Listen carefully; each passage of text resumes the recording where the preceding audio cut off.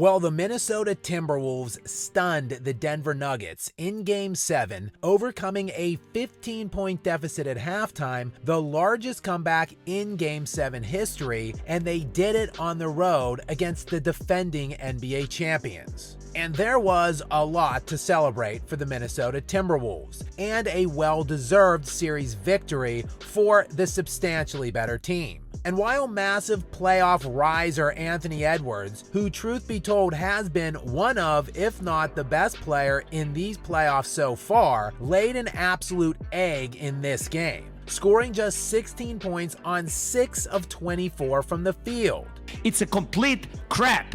And in all due candor, I love the way this young kid plays. I love his game, his swagger, his demeanor, the way he carries himself. But in the waning moments of last night's game, he was taunting the Denver crowd and Nikola Jokic. And look, to the victor goes the spoils. And if you show the hell up, dominate, handle your business, by all means, run your mouth, talk your shit, jump on a scorer's table or two if you want. By all means, you do you.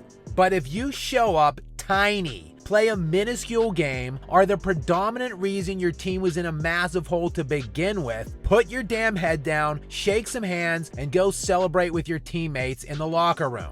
And to be clear, this was awesome. To be even clearer, this was great as well. Nothing better than taunting all-time greats and their crowds when you show up.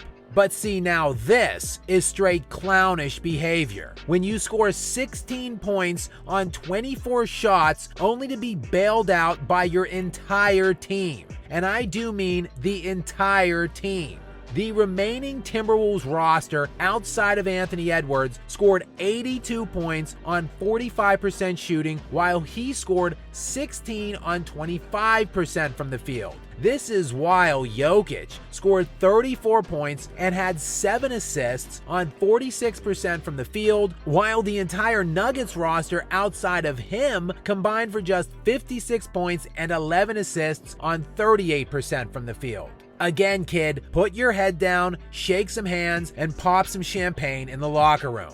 Now, we can likely chalk that up to youthful exuberance and emotions getting the better of him in the moment, but he was also exuding general bummish antics in the postgame as well. I had Jamal in handcuffs. Not sure if you caught that, but he said he had Jamal Murray in handcuffs. Jamal Murray, who had 35 points on 13 of 27 from the field in a game he himself had 16 on 6 of 24. Perhaps he was referencing the second half, but while Murray was much quieter in the second half, he still had 11 points on 5 of 12 from the field. Again, do less, my guy. And Jokic, the classiest, most humble superstar possibly ever, certainly in this sport, had 14 points in the fourth quarter on 5 of 10 shooting, while the rest of his team scored just 9.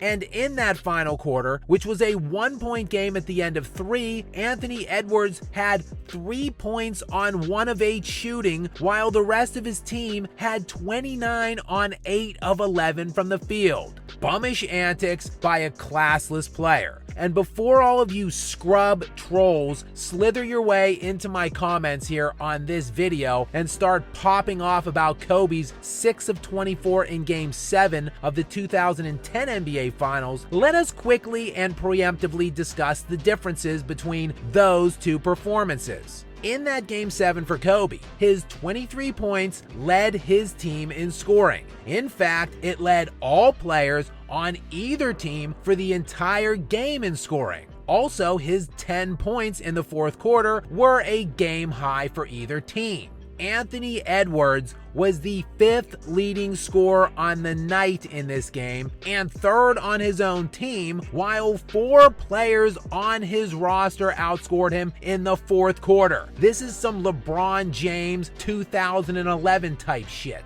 This man is getting bailed out by 10-point per game career scorer Jaden McDaniels and acting like he did something last night. Incredible lack of sportsmanship on display here by seemingly just another entitled young brat in today's NBA landscape.